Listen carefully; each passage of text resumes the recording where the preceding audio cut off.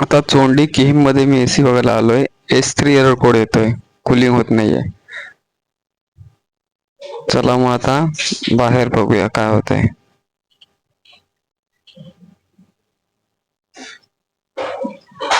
काहीच चालत नाहीये. फॅन वगैरे कॉम्प्रेसर सर्व बंद आहे.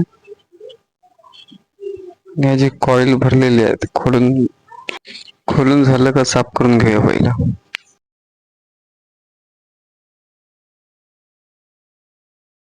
खूप स्क्रू वगैरे कमी झाले ते.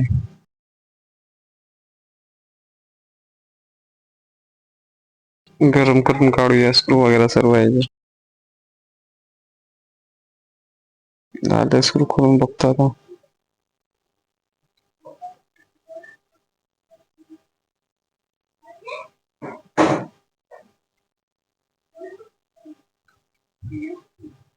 खूपच सडले स्क्रू हे.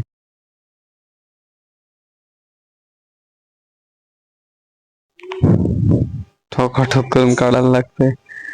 निघतच नाही आता. गंज वगैरे जायचा.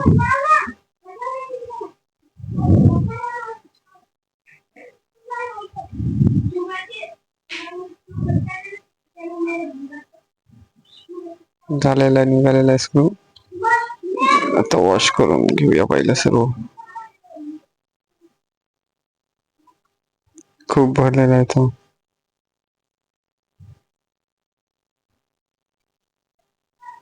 कॉलच्या पिन्स पण खराब झालेले आहेत आणि खूप जपून मारायला लागते. काय ते दोन साईडला जे बॉक्स दिसतात ते दोन्ही पण सप्लाय आहे त्याच्यात. मीटर वगैरे खूप जपून करायला लागतंय काम.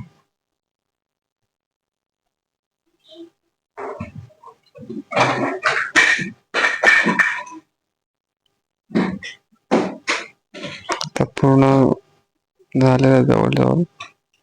खूप पाणी मारायला लागतंय.